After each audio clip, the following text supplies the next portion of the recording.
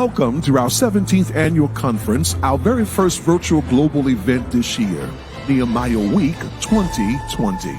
And now your hosts, Patrice, Tsague, and Susan Schramm.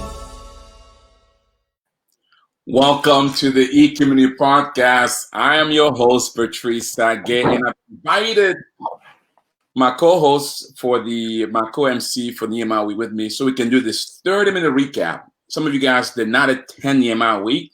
We felt bad for you guys. I thought, you know what, Susan? Each day with whoever is emceeing the event, we'll do a 30-minute recap just to give you a sense of what you missed throughout the day. First, for those who came, thank you so much. It was an amazing day.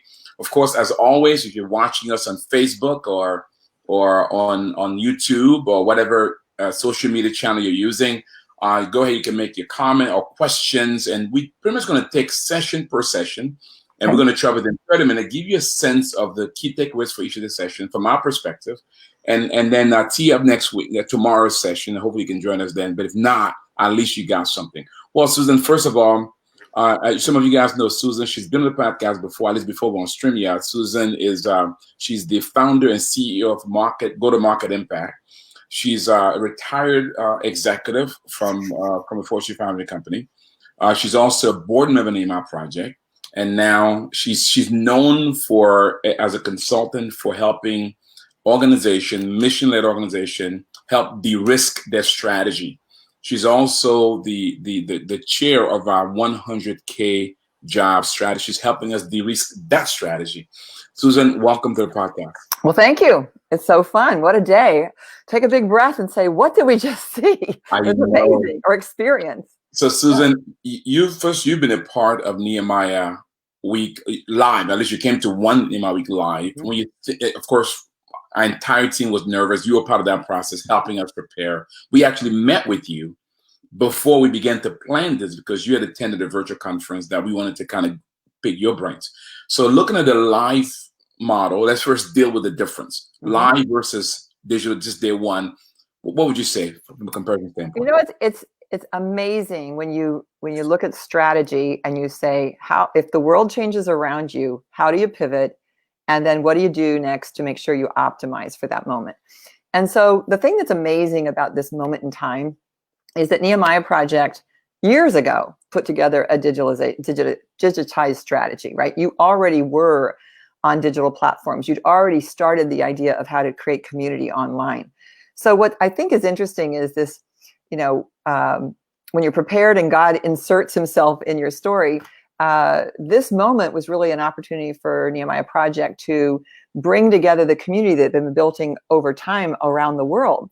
Last year, I did attend. I was a BE graduate, Biblical Entrepreneurial graduate. I got to know the world of Nehemiah Project as a graduate of the program. And so when I heard about Nehemiah Week, it happened to be in DC, which is where at the time I was based. And so it seemed like an easy thing for me to do. Little did I know that there would be people there from Africa, from Asia, from the Middle East, from Latin America, coming all the way to Washington for an in-person session. What was interesting was that had its own value and it was very global. But today's online experience sort of brought home the fact that we could, in seconds, be tapping people from all over in their homes. We were talking to people in Africa, in Kenya, from their homes, and in Malaysia and Mexico, and across the United States and in Ukraine. So to me, what was funny was when you bring everybody together in person, that has value, but we've actually created new value by very inclusively helping people feel a sense of community just moment to moment. And they get to go home. They don't have to spend 3 days and a lot of money to get there and come back. They get to turn to their family after they leave and go, oh my gosh, you wouldn't believe what I just learned. So I think you've really positioned yourself very well for this exact time, such as this. Wow. Amen. Praise to the Lord. Now, Susan, I want to pick your consulting brain for a minute. We're going to get into recapping. So you met with us before we began that planning process. We kind of picked your brain. You even came to one of our board meetings. And you kind of were doing two things for us. You had experienced a digital conference at that time because early in the COVID-19. And then you also, because of what you do in helping people de-risk their strategy, so you're kind of guiding us along. So rate us from that time to today's execution, how do you think we did? Be honest, one entrepreneur to learn from this process. How did we do and why? I think I'm very proud of what we just created. I think that you took it up a notch. And not only did you try to accomplish this, but you did it with real-time translation, which is not what everybody else in the world takes on. I mean, so the content, the production value, the inclusiveness, the platform, the tool sets that you provided for everybody was really, I'd say 8, 9 on a scale of 10. What really put today's experience over the top was the fact that you took on a very hard thing, which is to have real-time translations for Spanish and French, and even in Ukrainian at the time that we were interviewing one of the business entrepreneurs. What that meant, and then we also did breakouts, and some of the technology didn't work, and people were sort of flexible because everybody's learning. So I think that on a content scale, you knocked it out of the park already, and I'm very confident that what we're going to deliver is going to be huge value.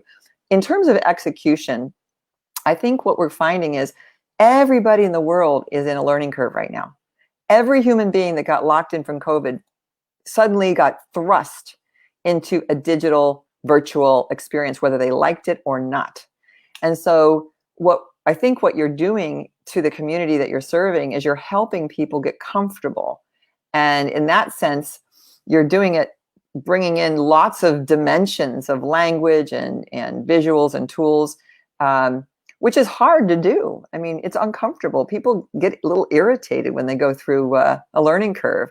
And I think that by the end of this program this week, I think the people attending will really have an advantage over their peers in the marketplace, because they will have experienced this and all the content, but they've also will have experienced a virtual community and have the tool sets that they can continue to use in the e-community. So well done. The learning curve's still there.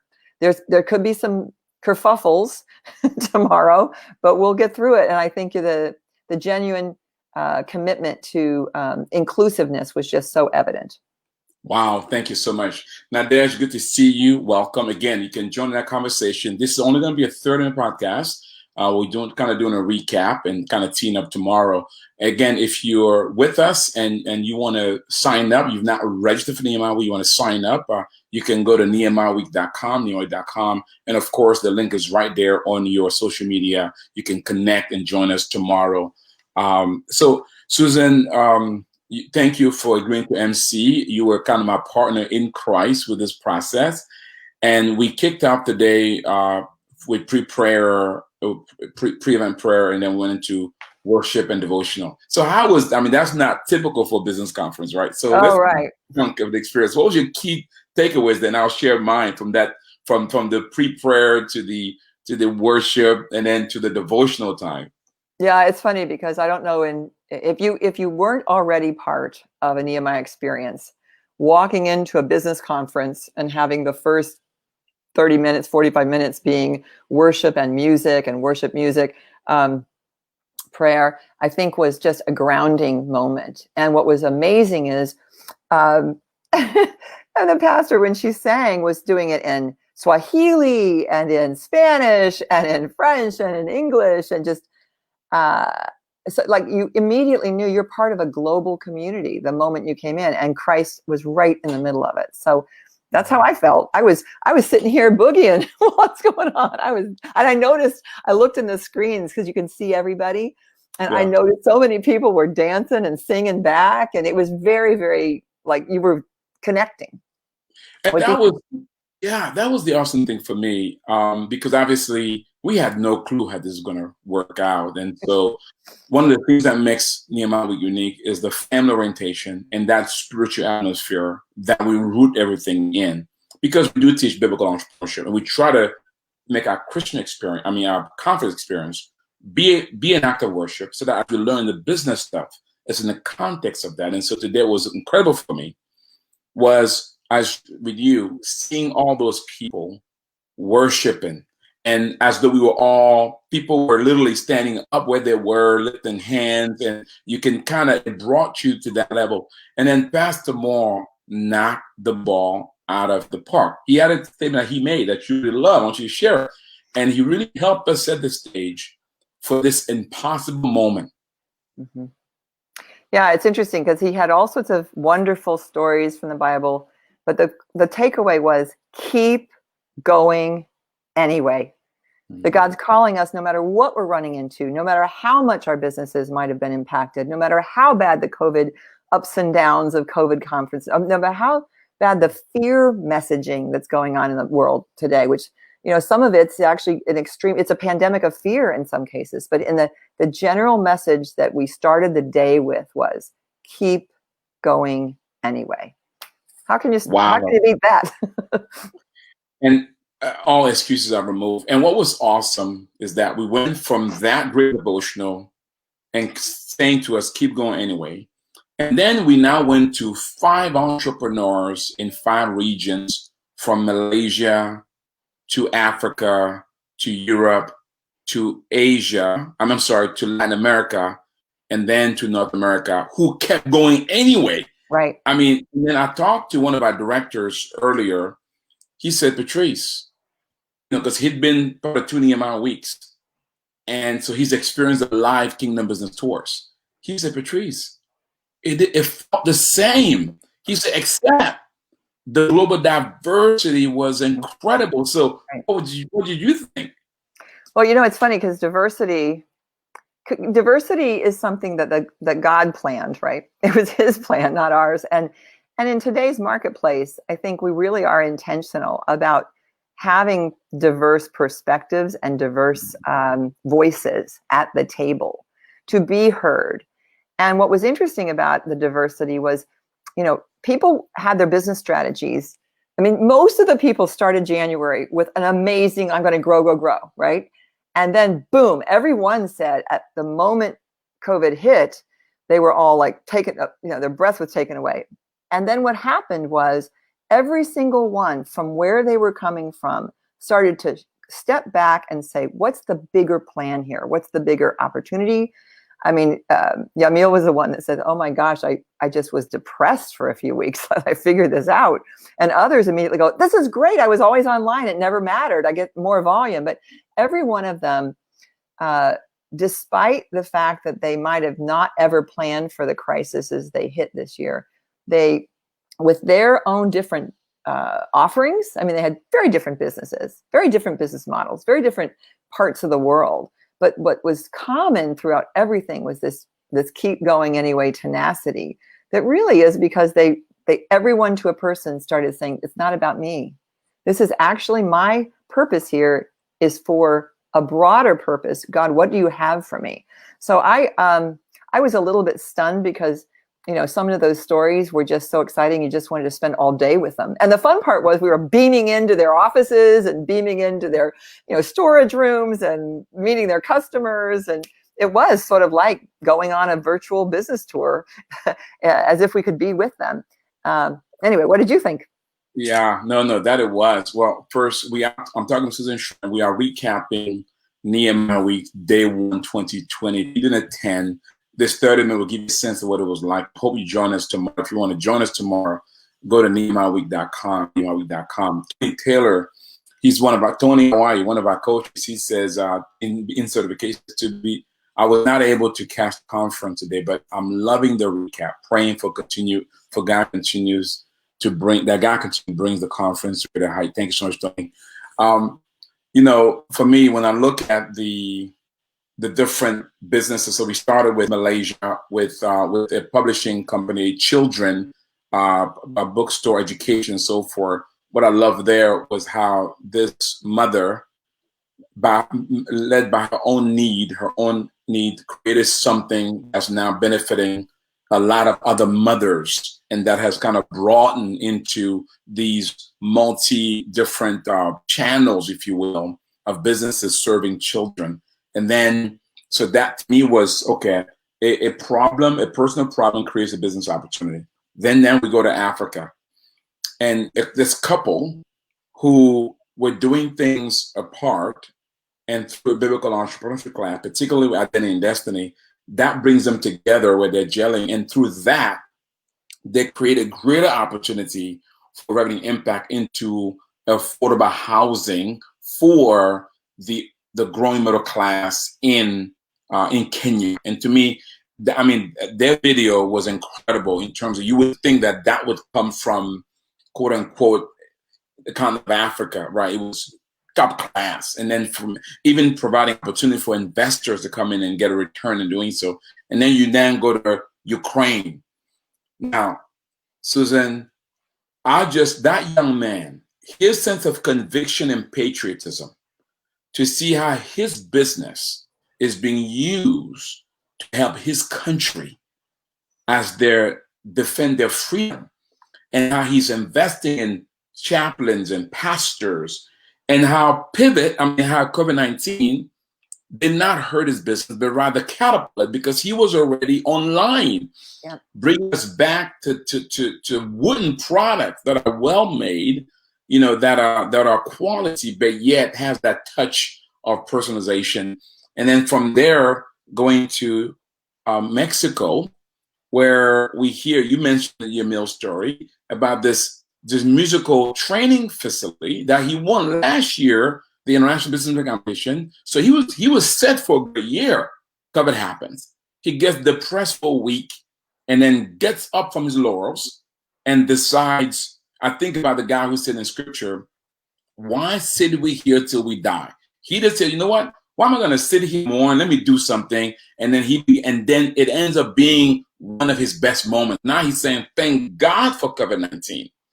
And then we close in the U.S. with our very own Jeanette Herrero with King Services. I mean, I worked with them in the last 3 months. I know what they've been through.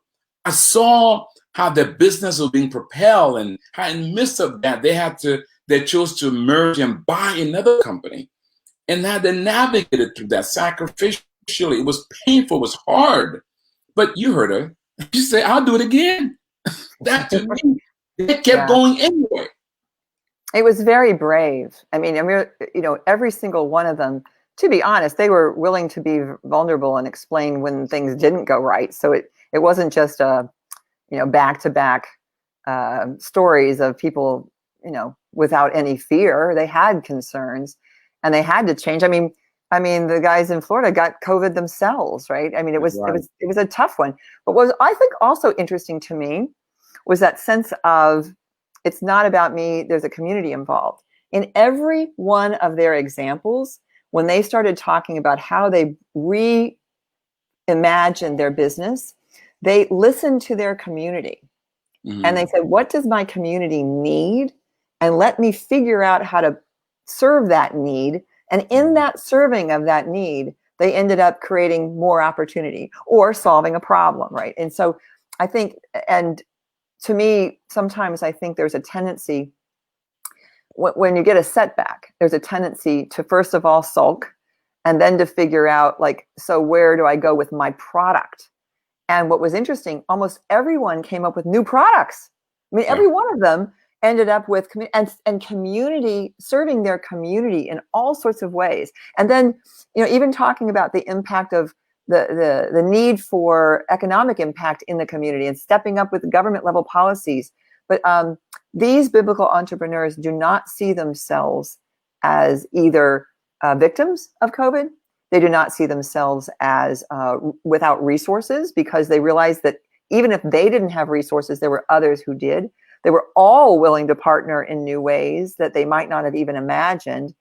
And I think most of us who attended came away with a sense of conviction that we do not, as Pastor Moore said, we do not have, our excuses are irrelevant, is what he said, right? I'm sorry, there's nothing you're doing. Sorry, but any of your excuses are irrelevant, because right now it's all about keep going. And I think, as far as takeaways, that I know that people who attend the conference or who subscribe to the conference can go back and see all these interviews. And you'll have the opportunity, even if you missed today and want to join tomorrow, you'll be able to, see the content. We're really bringing difference makers, change makers to the world.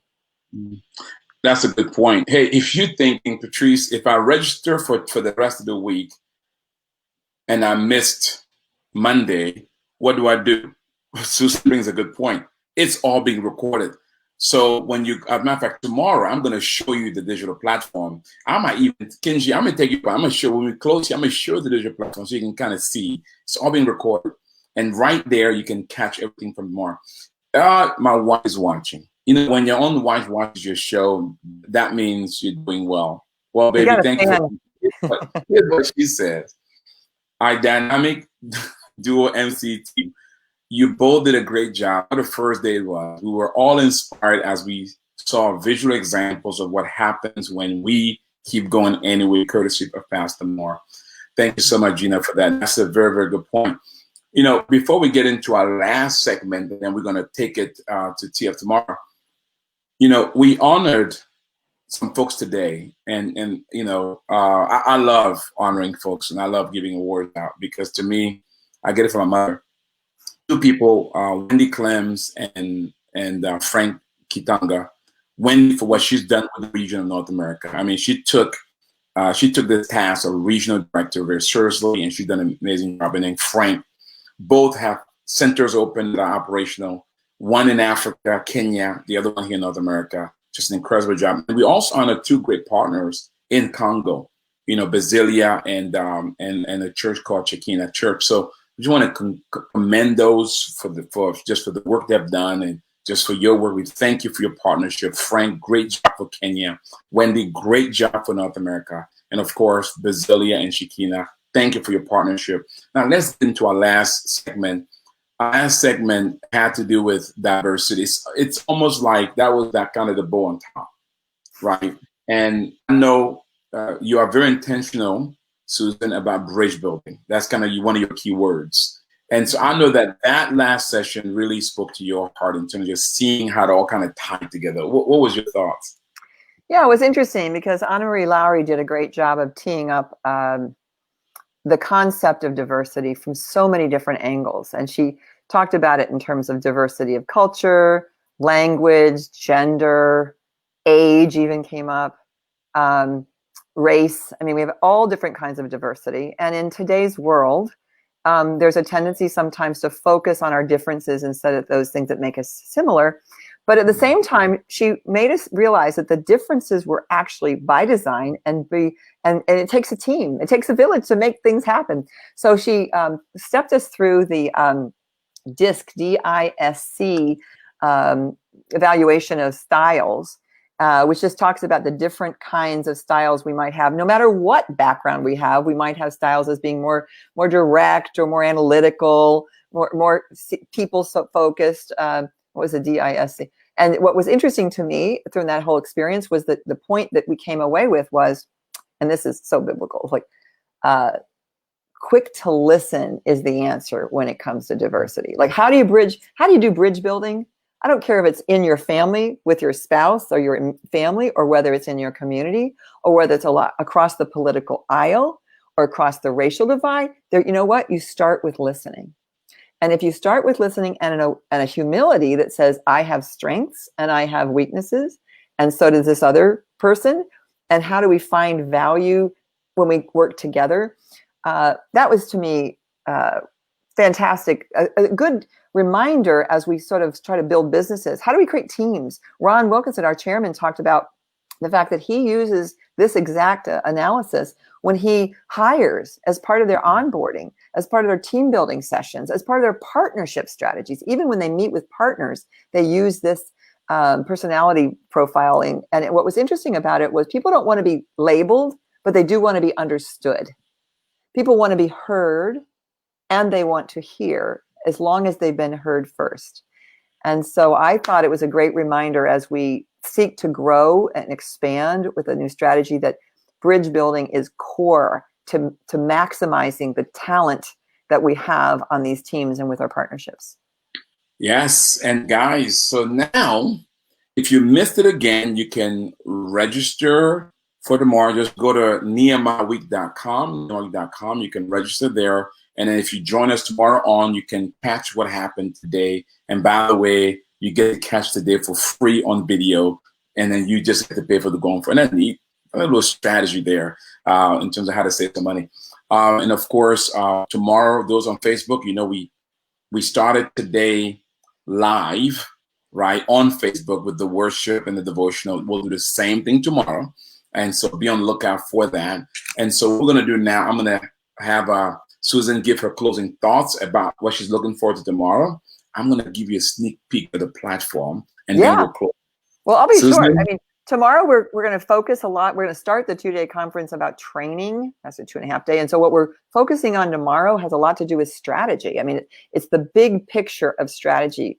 And we have Michael Pink and Oz Hillman and our own Patrice Tsague giving us some really practical, it's really big picture fundamentals of strategic thinking, which sometimes as entrepreneurs and business leaders, we tend to be in the weeds, right? So a lot of be about stepping back and thinking strategically. And then we're going to go into regional breakouts where we talk about it in different languages and in different, how does that apply to us locally? So Patrice, give us a sneak peek of the platform so we can keep let me get a sneak peek, and then don't tell me I showed you just, but you guys didn't pay, but I'll show it to you. So I can. So let me show you guys. Let me show it to you guys real quick. So as I show you guys this, what I want you guys to do is essentially think of what you may be experiencing. Deborah says, what a great first day. Looking forward to hearing us tomorrow. As for us, tomorrow we'll be dealing with Sin Mountain culture. And then Michael will be dealing with the strategy of sales in the new normal. And then I'll be dealing with laying out your business assumptions. So let me do this. So Kenji, Kenji, it worked. All right, it worked. So here it is. So when you log into the eCommunity platform, as you can see here, you'll come, let me kind of start you guys here. You'll come right here to what we call, you enter the building of the conference. Right here, you can see all the chatter. By the way, while you're here, you'll be able to see all the members who are part of the e-community. We have close to 900 members now. Not all of them are part of the conference, but you can kind of see what's happening in this building and so forth. And then you click here, that takes you into a private feed just for conference attendees, right? And as you can see here, you'll be able to be part of the dialogues with all the conference attendees and engage. And then you press this course here, it will take you right here to our program booklet. Right here, you can see the program booklet for, you can zoom in that stage. You can kind of see how you start Zoom so you can hear and see the speakers, and we can also hear you. And then you have day one, which you've already done Monday, not tomorrow, it's Tuesday on training, and then Wednesday on coaching, and then Access to Capital Thursday, where we're going to have our own charting investors forum, where 2 entrepreneurs will pitch to raise capital. And then day 5, our international business plan competition. We'll see who will be the 2020 champion. And then, of course, this is a free event here, our State of the Ministry. By the way, if you come to Nehemiah Week, that special promos, you get a chance to buy classes, membership, and training and coaching for 50% off. And you can sign up for next year for 50% off as well. And then if you click one of these right here, it'll take you to the first day, of course, except instead of going to Monday, you'll actually be going to Tuesday tomorrow. And so you can see this. So you can kind of see we are engaging everything around what we call the 5 C's. And Susan kind of helped us to kind of come up with that. And so the 5 C's include, let me kind of give you a sense. The 5 C's include the first C is for content. We want to give you transformative, relevant content. The second C is for clarity. You want to make sure you understand what you're learning and make sure that you're able to ask questions and engage what you're learning. The third C is contribute, right? This is not just one-dimensional. I want to make sure that you are able to be active in it by participating in the forums, by engaging in the various activity with the speakers as well as other participants. And then the next C is connect. It's about community. It's about connecting, going in deeper relationship with new folks and with other folks from around the world, from Asia, Africa, Latin America, North America. And the last one is create. Ultimately, we don't want you to hold this to yourself. It's about taking it back and being able to do something with it, improve your business, improve your life, improve your community, create something better. With that said, Susan, thank you for being here with me, and I'll see you again tomorrow as a recap on day 2. How's that sound? Great. Rest up. We'll be back tomorrow. All right. Well, guys, I'm going to pray with you and for you. Before I do, I'd like you to share this podcast with as many folks as you can. If you got friends and family you think should be hearing about this, being part of this conference, share this with them. Or you think there's some insight we shared that will allow them to be better off, share this with them. And if you can't make it a conference, you want to know more about Nehemiah Project, visit our website, nehemiahecommunity.com. nehemiahecommunity.com. There you can learn more about how we can come around you and partner with you through training, coaching, access to capital, how you can become a part of our community, and together we can transform the world. But if you want to sign up for the conference, go to nehemiahweek.com, nehemiahweek.com. Love you guys so much. Let me close with this prayer. May the Lord bless you, and may he enable you to steward those talents that is placed under your care, and to do it in such a way that you can hear those wonderful words one day. Well done, good and faithful servant. You've been faithful over a few things. Guess what? He'll now make you ruler over much. God bless you. See you tomorrow, God willing. Love you so much. Watch this video before you leave.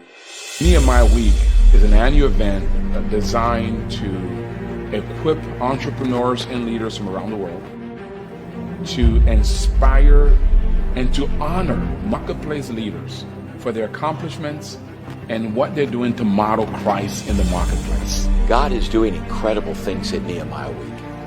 Ladies and gentlemen, God has called us to be a light for him, to be an example for him, to be a model for him, so that as others see us, not hear us, but see us, they can see a model of Christ. Yeah, each year at Nehemiah Week, we gather the nations. Our vision is to transform the marketplace with the gospel of the Lord Jesus Christ, one entrepreneur at a time.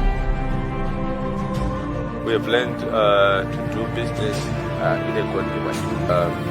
I'll actually spread this to our church as well. Through the course of Nehemiah Week includes information around principles of biblical entrepreneurship, so really looking at biblical economics. What we've learned this week is about training. Nehemiah Project is about training and then coaching and then accessing capital. Nehemiah gave me a godly vision. Really impacts the way that I see doing business. Nehemiah Week not only gives birth to new ideas, it connects us with resources and relationships that makes them possible. So what we want to do is not just affect here in the U.S., we want to take this curriculum all over the world. Whatever it is, the question is, what impact will this have on others? It's something that's going to change lives. So I'm ready to use whatever I have for the benefit of the kingdom of God. I believe that the nations are going to shake because of this week. Biblical entrepreneurship takes a stand to say we are going to be witnesses for Jesus Christ in the marketplace.